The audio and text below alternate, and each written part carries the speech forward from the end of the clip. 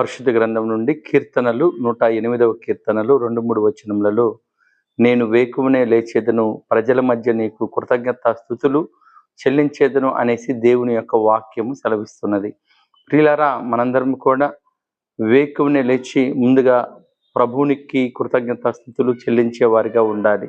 దేవుడు మనకిచ్చిన ఆరోగ్యమును బట్టి, దేవుడు మనకిచ్చిన మరి యొక్క నూతనమైన దినమును బట్టి, దేవుడు మనకిచ్చిన శక్తిని బట్టి, దేవుడు మనకిచ్చిన బలమును బట్టి, దేవుడు మనకిచ్చిన కుటుంబాన్ని బట్టి, దేవుడు మనకిచ్చిన రక్షణను బట్టి, దేవుడు మనకిచ్చిన బిడ్డలను బట్టి, దేవుడు మనకిచ్చిన ఉద్యోగము లేదా వ్యాపారాన్ని బట్టి, మన చేతుల కష్టార్తిని బట్టి ప్రభువు వారికి మనం ఎల్లవేళలా కృతజ్ఞతాస్తుతులు చెల్లించే వారిగా ఉండాలి.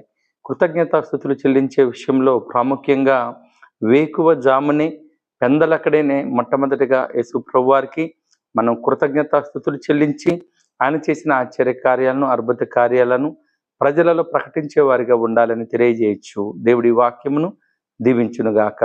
ఆమేన్.